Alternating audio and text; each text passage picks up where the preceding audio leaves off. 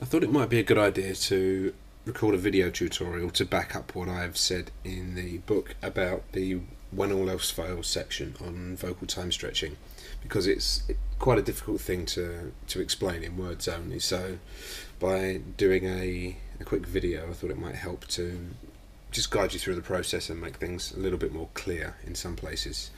So in order to do that, the first thing I've done here is I've got the original vocal, which was at 90 BPM up at the top here, and then the version I've already pre-stretched to 128, which is the tempo I want it to be at. So if we listen to those two individually, you can hear the original vocal here. Did you ever stop believing? Was it something that I said? 'Cause if you ever need a reason, just take a look inside my head. So as you can hear there, the vocal's got quite a nice expressive vibrato. Now the problem is, when we speed it up to 128, that vibrato becomes very problematic, as you can hear. Did you ever stop believing? Very accentuated. Was it something that I said?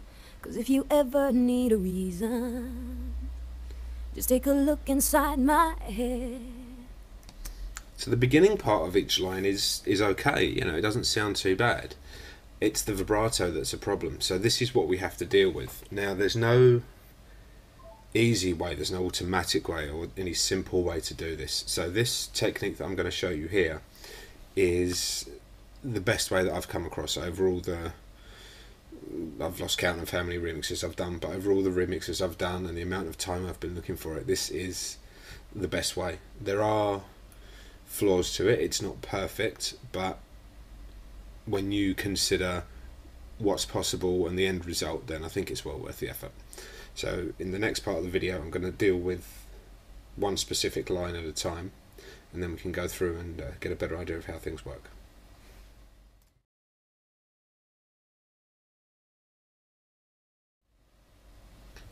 First thing we need to do is to isolate which part of each line it is that's going to cause us the problems.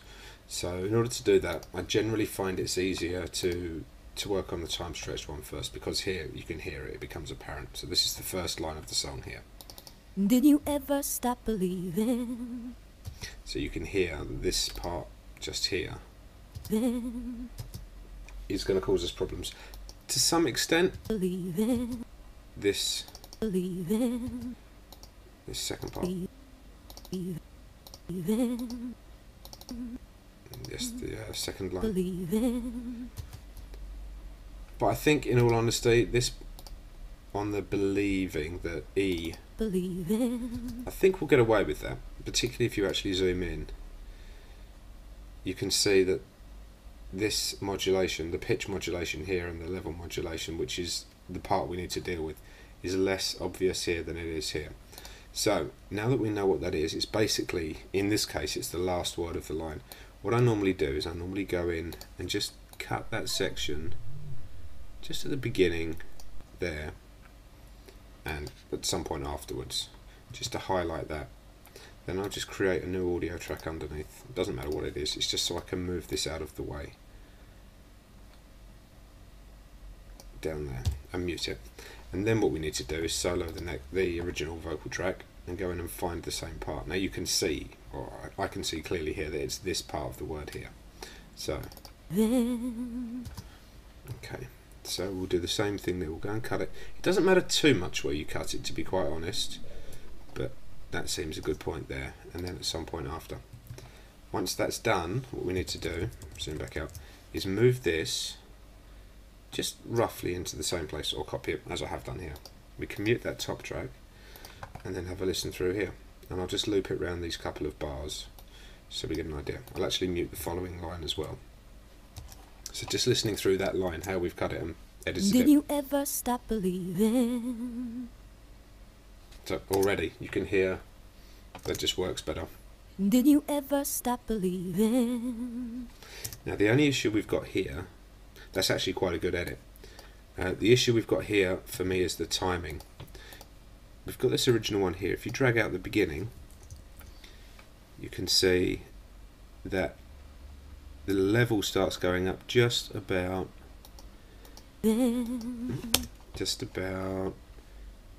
here.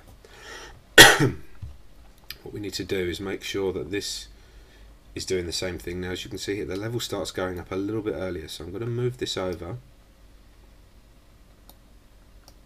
so it just starts going up in around about the same place. You're never going to get this 100% accurate, to be honest, so I wouldn't worry too much at the moment. But then the next thing we need to do is just to make sure there's no clicks or anything like that.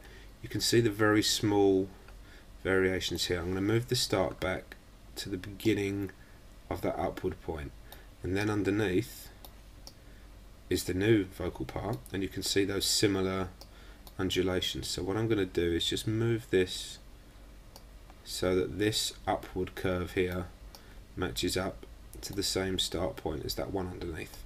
Now when we listen back, that should be a good transition.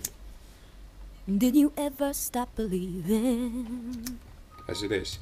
To be safe, I always put a crossfade on them anyway. I go in, select the two regions here, and go into the inspector over here, and I normally choose the EQP, the equal power crossfade, but just put it on like 2 or 3 or something. That would normally get rid of any clicks that were there. You may need to adjust the time there, but... First stop believing. Did you ever stop believing? So in that case I can still hear a click there. Did you ever stop believing? Did you ever stop believing? If you take it up too high, you can hear a weird effect where the crossfade's slow, so you're hearing the beginning of the faster version as well.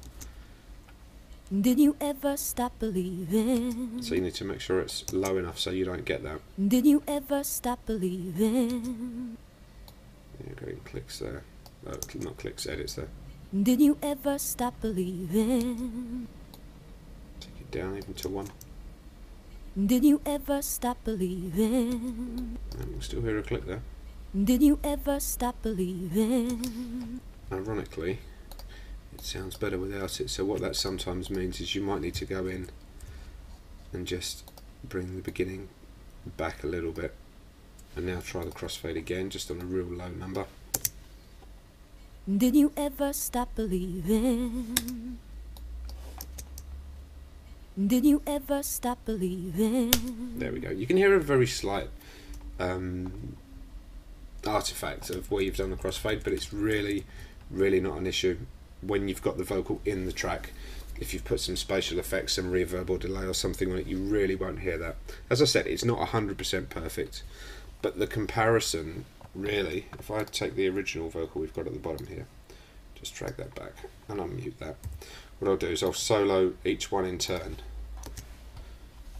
Did you ever stop believing? That sounds clearly time stretched. I'll do it once more. Did you ever stop believing? Again, clearly time stretched compared to... Did you ever stop believing? So that in essence is the basic principle.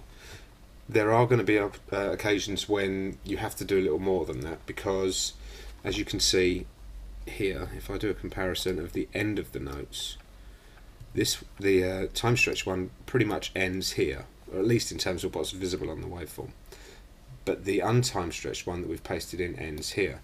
Now in this instance we've got quite a lot of space before the next line starts over here. There will be times when that doesn't happen, so that's when things get a little more complicated, which I will deal with very shortly. But for now, that is the basic principle. Now, it doesn't take too long. That took less than a minute.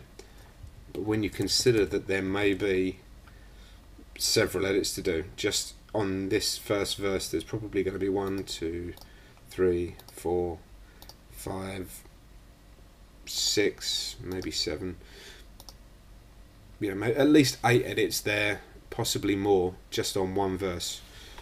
You may have a bridge and a chorus, then a second verse, a bridge and a chorus, a middle 8, and another chorus at the end. So things can get very time consuming, and like I said, that's a very simple edit. There will be others that are more complex, so it can take time. And this is just the lead vocal. Then you may have harmonies, you may have ad-libs, you may have BVs, you may have all kinds of stuff. So it can be a very time consuming process, but ultimately, and from my experience, it's something that can make or break a remix, particularly when you're dealing with bigger artists, and particularly when you're dealing with tracks that have quite a large ratio, a large factor of time stretch, as in this case from 90 to 128. It's definitely worth the effort. It will be appreciated by the artist and by the label, and could make the difference between the remix being accepted and not. So it's definitely something worth learning. It's definitely something worth getting familiar with and practicing, and it's a technique that gives results that are better than any other method I've encountered. So next I'm going to run through an example of a slightly more complex version where you have to deal with notes coming in after, where the untime stretched end of the note would overlap the beginning of the next one.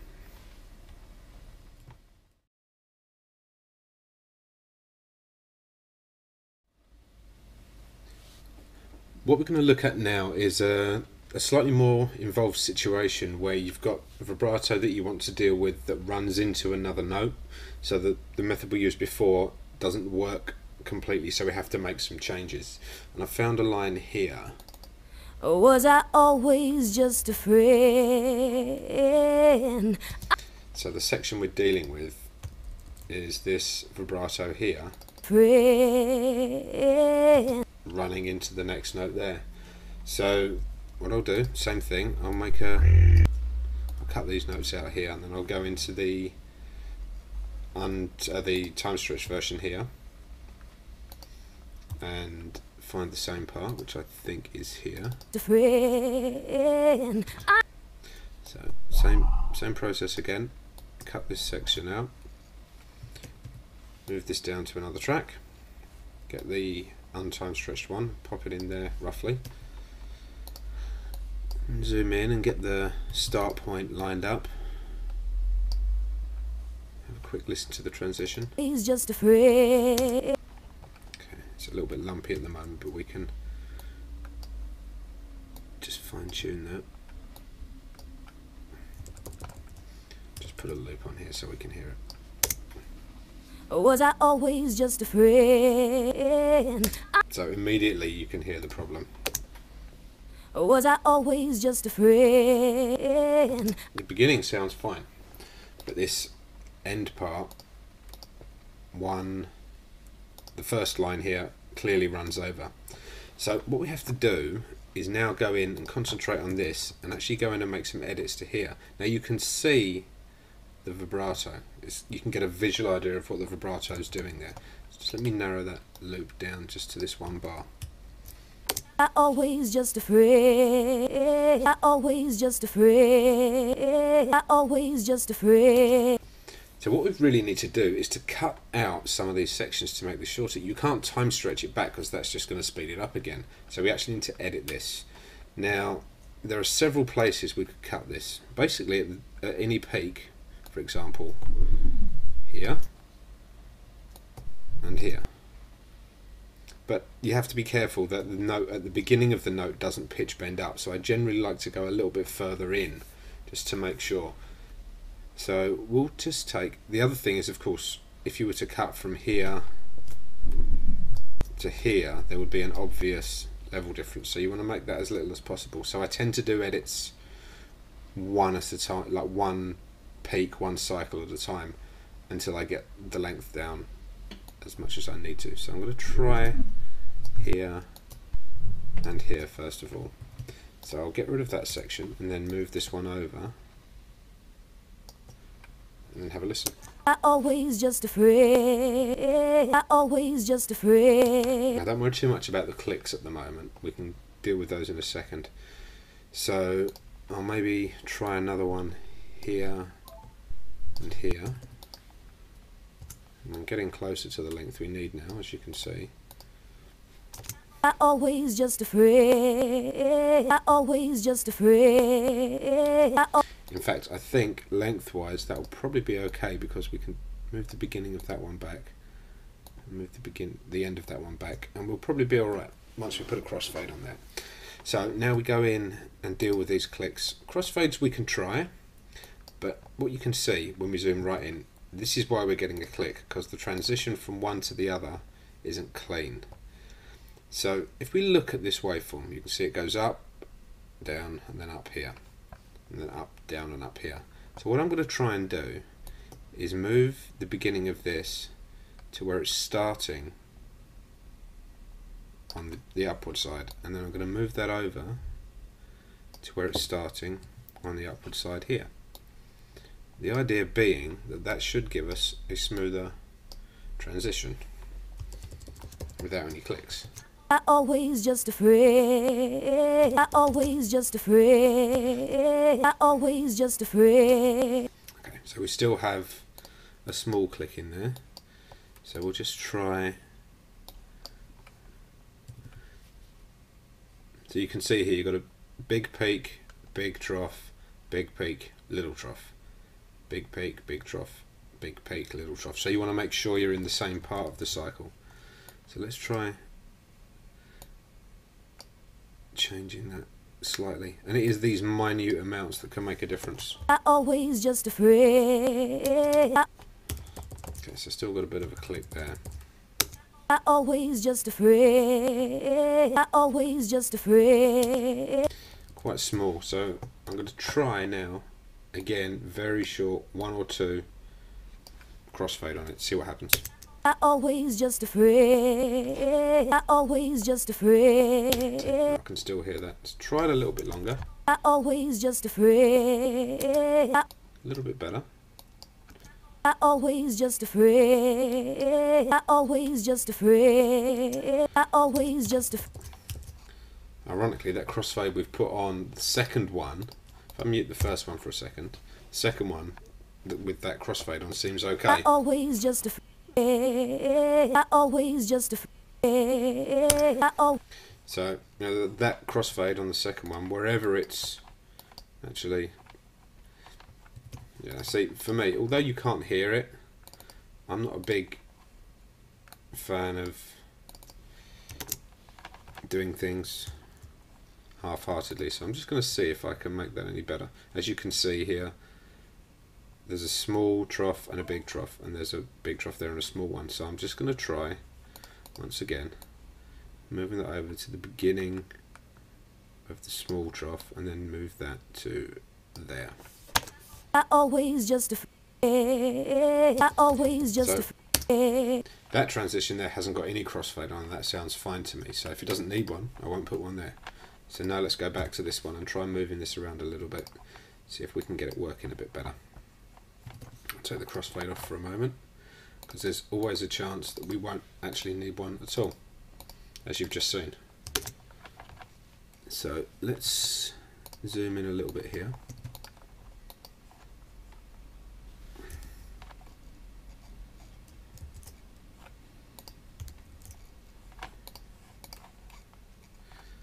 Here we are. Let's see if we can get this sitting any better. First thing I'm going to do actually is just move that back, because so it's roughly in the right place, because otherwise it can get very confusing.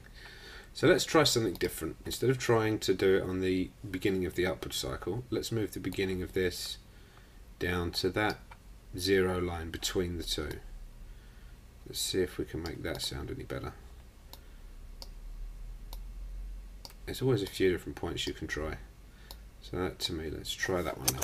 I always just afraid. I always. So there you go.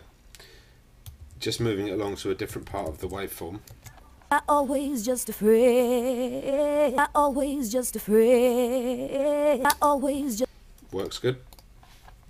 Works very well indeed.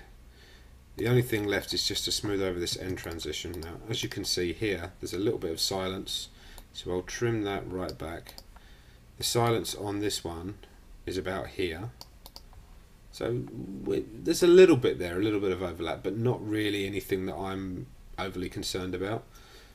So I'll just put a very small crossfade on just these two here. I always just afraid. I always just afraid. I always just afraid. I always just afraid. Okay. Always just afraid. I can hear very minor little low frequency thumps, if you like, at these transition points. So, you know, you could maybe go in and try crossfade on those as well, just to. I always just afraid. But you see, in that case now, because you've done the edit really, really tight, putting the crossfades on kind of makes that not work. So I always just afraid. you may or may not even be able to hear that. But just to give an example, if I put a little bit of delay. I always just afraid. I know I always just afraid. I know I always just afraid. I know I always just afraid. Basic I reverb. know I always Find a nice vocal plate or something on here. I always just afraid. I know I always just afraid. I know I always just afraid. I know I always just afraid. Was I always just afraid? So any minor clicks are more of a problem. If you've got a high frequency audible click, that's more of a problem, and I would definitely try and get rid of that. The lower frequency, tiny little, almost inaudible thumps aren't so much of a problem. As you can hear, they're almost inaudible anyway. When you put some delay and reverb on, it covers them up a little more. And unless it's in, you know, an a cappella section of your remix where there's nothing else going on at all, you know, once you've got the music in there, you certainly won't hear them. But the net effect is obviously, you know, way better. And again, I'll do the comparison I did before of the stretched versus the unstretched version. So this is the the corrected versus the uncorrected version. This is the straightforward stretched vocal. Was I always just afraid? So you can clearly hear that. And then you go to the edited version. Was I always just afraid? Much better. I mean, in this particular instance, you know, there's another slightly wobbly note here, but I'm not going to do every single one. It's just to illustrate the different ways in which you can deal with, or one of the ways in which you deal with sections that are too long, whereby you go in and you literally cut on these peaks and troughs here, these natural modulations. If you cut them at that point, you stand the best chance of an edit that sounds smooth.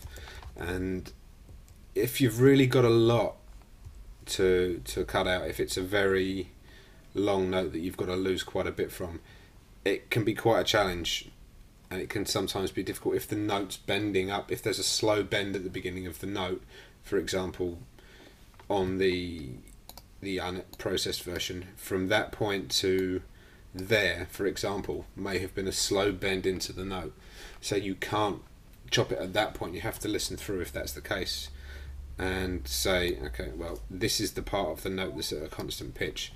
Now, if that were the case, we would have very little we could do. If the next note needed to start there, for example, you know, we'd only have literally two peaks and troughs which we could try it on. So it's not always perfect, but as I say, once again, it's the best of a bad bunch. You know, it's never ever an easy job time stretching vocals to this degree, but the results can be, you know, very, very good indeed.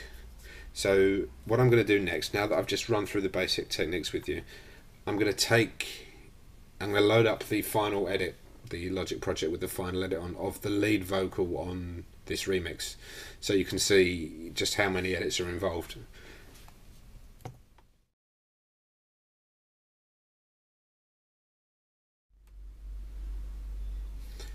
Okay, what you can see here is the final project with all the edits in just for the lead vocal track on the vocals for Make It You. The top track is the original, the middle track is the edited version, and this track here is the bits I cut out. But as you can see, if I go right back to the beginning and go through this first verse here, you can see quite a few little edits there.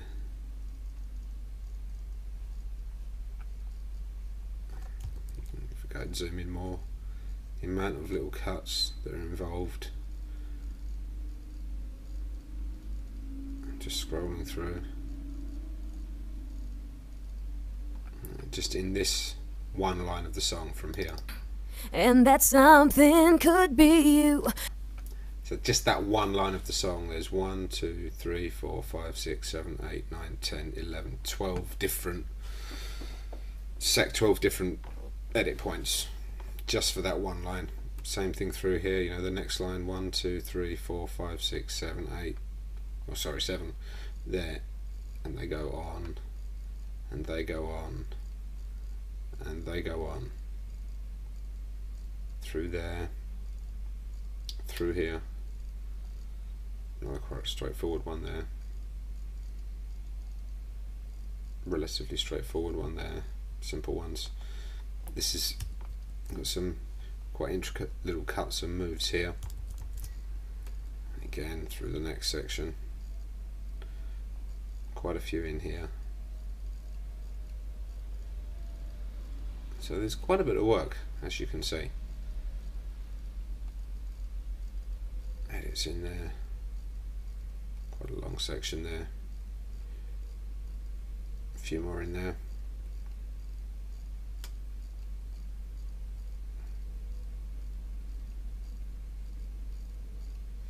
And there you go, to the end. So quite a few edits, and that took a good hour, I would say, maybe a little bit more to get that right. And just doing the edits, obviously, then there's the time stretching and everything else. The end result, of course, though, once that's done, you just select all the parts there and right click on it and choose bounce in place, and it creates this composite file which we have down at the bottom here. Did you ever stop believing? Was it something that I said? 'Cause if you ever need a reason, just take a look inside my head. Did you leave me for another? Or was I always just a friend? I know you don't understand me, but baby, it's time to let you know I'm thinking about holding on to something, and that something could be you. I'm turning my life around, turning to you, and all I ask in return is, baby, make it you. So, as I said, it's not perfect. You know, I'm listening to it now, I can hear a few little clicks and pops and noises, and to be fair, I did go in and do a little bit of post-production, if you like, on those afterwards. You know, some of it was with click removing plugins, there was just some other manual editing, but I always listen to it in context. You know, I listen to it in the track. In an ideal world, I would spend even longer getting those edits right, but when you're on a deadline, as I've already said, this one lead vocal track took around about an hour, I think, maybe a little bit over. And you know, there's an ad-lib track, there's, you know, in this case there's harmonies. Sometimes on remixes I've had, you'll get one lead vocal, you'll have a double track lead vocal, you'll have 2 or 3 individual harmony tracks and some ad-libs. So you could potentially be looking at 6 or 7, sometimes more, vocal tracks that all need this doing. So, you know, it can be a lot of work. I've been known to spend a whole day just doing this, just doing these edits and these fine-tuning parts on the vocals. Beyond that, you know, it really becomes a case of diminishing returns. Yes, I could have spent longer. Yes, I could have gone in and done on the edits here and got them tighter, but if you're already spending a day doing these edits, when it's normal, it's quite common for me to have 3 to 4 days to do the whole remix. You know, you spent anywhere between a third and a quarter of your entire time you have to do the mix working on these vocals. There comes a point where it's like, it's just not worth spending that extra time. In an ideal world, yes, you know, I'm very much a perfectionist, and there are things I hear later on and I think, oh, I wish I could change that, but you really don't hear them in the context of the track, and that is the important part. So it's always worthwhile, like I've done here, getting it to a good point, bouncing a version out, dropping it into the track and having a listen. If there are issues with it in the track, then obviously, assuming you've saved what we have here, you can come back and go, okay, bar 18, there's a little click or a pop or something that doesn't sound quite nice. So you can come back in here, work on it a little bit more, rebounce the vocal out, and then just drop it in place of the other one in your main sequence, your main project. I've done that a few times before, but for the most part, I generally, I've got to a point where I'm happy, and I generally stick with that one. So that's about it, really. That's the technique, and that's the magic to it. I've had record labels give me tracks to remix that have been problematic like this, and then I've done what I do, sent the final remix over. The label said, yep, we love the remix, that's great, but also, how did you make the vocals sound that good, and can we have those vocals to give to our other remixers to put back into their remixes? And it's a very flattering thing to have people say. It's a very powerful technique, particularly when you're dealing with, if you're taking R&B, hip-hop, urban tracks that are around the 90 to 100 BPM mark and having to stretch them up to 128. It's a very useful technique to have. Not every vocal will need it. It depends on the vocalist. The problem, as you've already seen, is with the vibrato. So if the vocalist has got, a very subtle vibrato to their voice, or none at all, then you may not even need to go to these lengths. You may be able to just time stretch it, or you may find a few lines in the song that need this, so you can do it quite quickly. On the other hand, the vocalist may have a very strong, pronounced vibrato like we have here, where you need to go virtually every line, sometimes 2 or 3 words within one line to do the edits. So it's not always necessary, but it's certainly a good backup plan to have. So that's it. I hope that's been helpful. I hope it's explained things a little bit better, and in combination with what's written in the book on a more technical side and the video here, should get you a good way along to having great sounding vocals.